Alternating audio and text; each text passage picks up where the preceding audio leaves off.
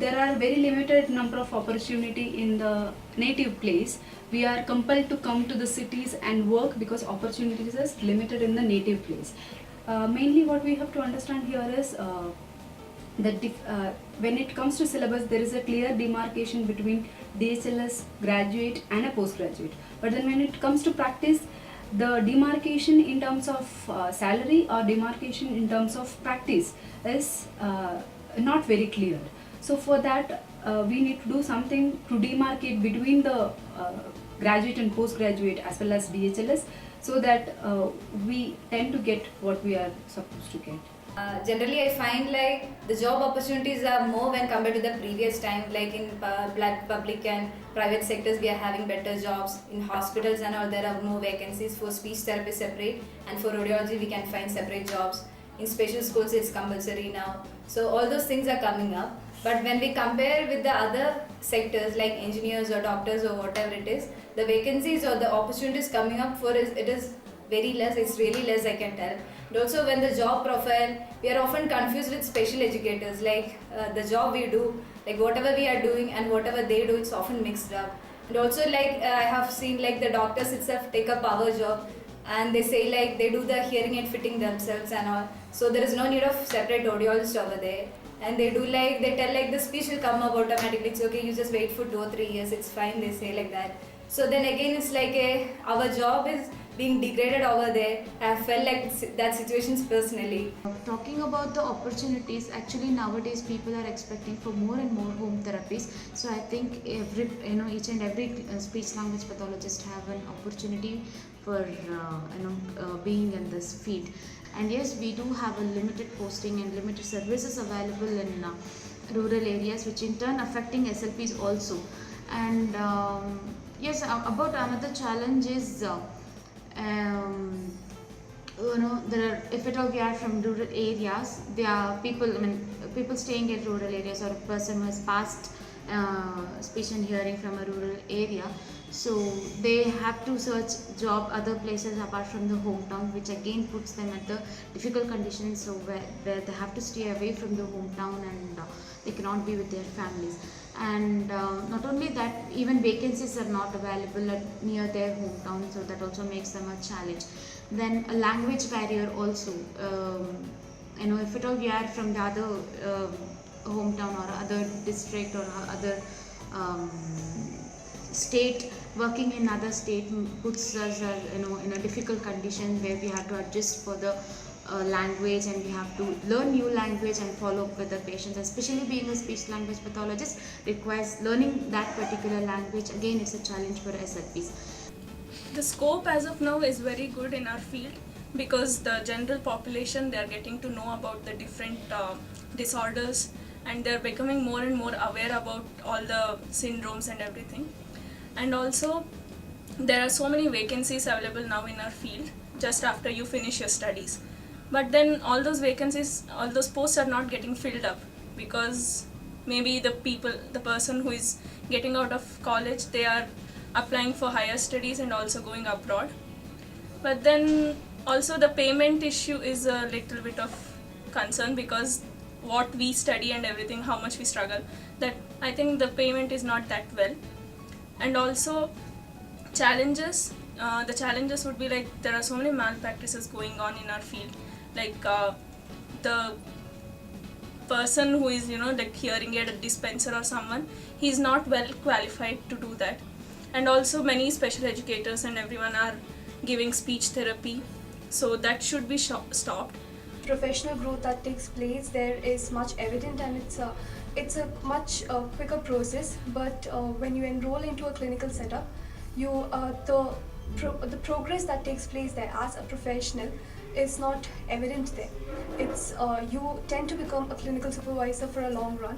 According to me, one of the biggest challenges we face is the lack of a single platform where all the available job opportunities are listed. So, yes. would you? So it would be like the government jobs as well as the private sector jobs yes. to be displayed on one website. Yes. It would be an open access to Yeah. all the speech and hearing professionals, so they can log into the website and they can find their appropriate job Yes. opportunities. So this would be open to both employers as well as employees. Mhm. The challenges in research are quite a lot, and I don't think we can achieve it in the near future. Basically because the research opportunities in the country are very, very limited. Most people actually move out of the country to pursue their research because not many institutions or not many research labs in the country have good facilities or opportunities for speech and hearing research to be happening.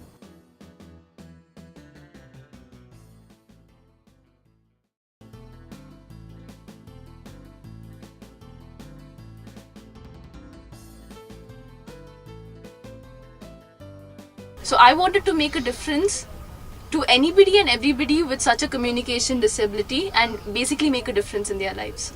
Even though it was service oriented, it was unlike medicine. Medicine was a very common profession that people chose, so I felt that speech and hearing was more appealing to me. And I like children also, so it was even better. In this course, very few people are opting for it, so there are more opportunities. I had many options in my mind, but my main aim was to help people. One day, my mom read about this course online, and it happened to be that a family friend of mine had done this course and is now an audiologist. I spoke to her, but I wasn't satisfied with her information. Again, I got back to my confused state, and finally, I got stuck between two courses. Eventually, I felt like this was a better option for me. After I joined this course, I felt like this course is the best course for me. Number one, I'm doing a paramedical course. Number two, I'm getting to work with children, which I love. And this is coordinating with most of my interests. I feel humbled and motivated to serve others. And just a small message for my friends that MBBS and being a doctor is not the end of the world. And there are other options like BS therapy where you can come and go out as a good therapist. My professional dream as a speech language pathologist and an audiologist is to be an independent entrepreneur and to reach out to maximum number of people who are in need of speech and hearing related services and thereby increase the awareness of our profession among the public. Thank you. My professional dream is to be a teacher and to serve the people who have communication disorders. I would say profession is something that reflects you, and as far as I am concerned, I love to interact. So it is totally true for me to make people communicate and speak. My professional dream is to achieve excellence in all areas related to our field and to achieve clinical expertise so as to serve society through this noble profession. The horizons of this field are ever expanding and it is a very fast growing field and research is the need of the hour. So my professional dream is to contribute to this profession through the field of research. So when I got out of 12th, I was looking for something noble. So my dad suggested this field. Then I read a lot about it and got to know that the supply and demand gap is too high, as in the number of required professionals in this field are way too less for a population of our country. So every small change counts. So I just joined in to help the existing people. I thought of this field, which was suggested to me by my mother, and when I looked it up, I found a very interesting prospectus. It is a very satisfactory field that I think I have chosen to help people in need and to feel an immense pleasure when we see the smile upon a parent's face when he can or she can hear her child speak or listen. Such exposure you can get in your first year itself, it's a very good thing, and I felt it's very necessary to join this thing and feel that way right from the beginning. Not all courses give you such opportunity. Yeah, and the amount of exposure and satisfaction he said we got only came to us with the opportunities they provided to us from the beginning itself. From day one till now, we've been exposed to such an array of situations that now we've become bound to this field, and we really enjoy what we do every single day, and every single day seems to be a new adventure at Chandrasekhar.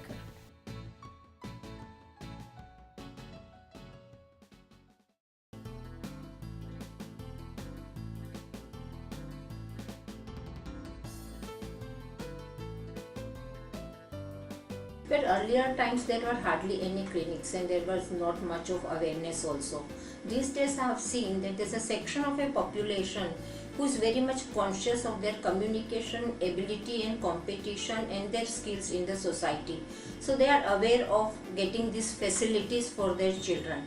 Well, in the private clinics, now those who have upgraded themselves, who are dedicated, who are sincere, can survive, and they should have a good infrastructure. So it's important. So I'll put it in such a way that there's a lot of competition happening and a good work is required in a private practice.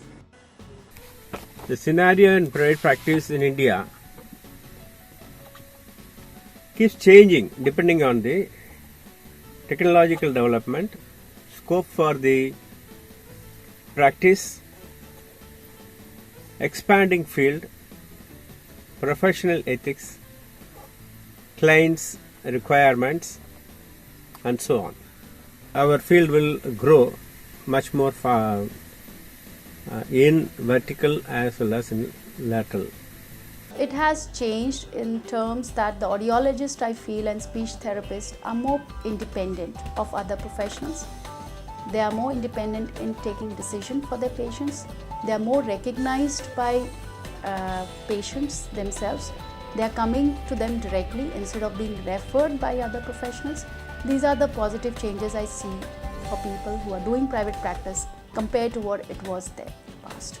Now professionals in speech and hearing are being recognized for what they are, what they do, and they are also recognized by other professionals as well as the people who are suffering with speech and hearing disorders. There is scope if one wants to do it.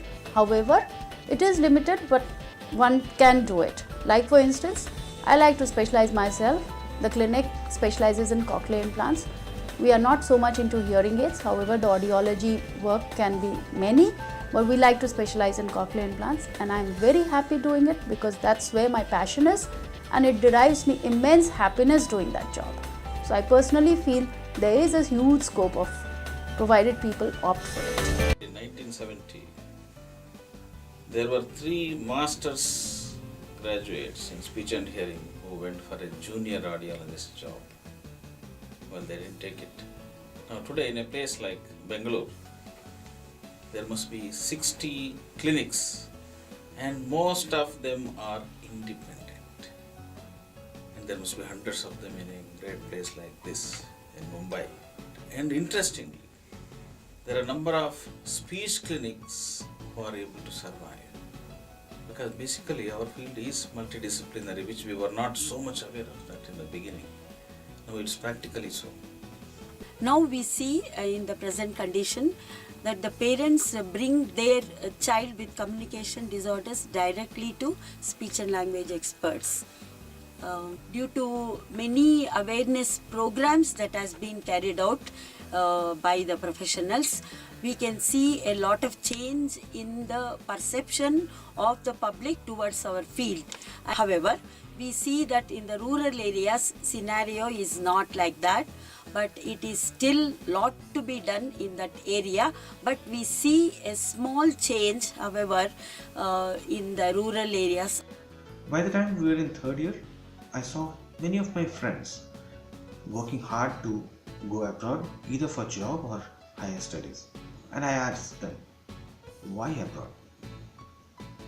And the common answer that kept coming was, India has no work opportunities, the working conditions here are pathetic, not good.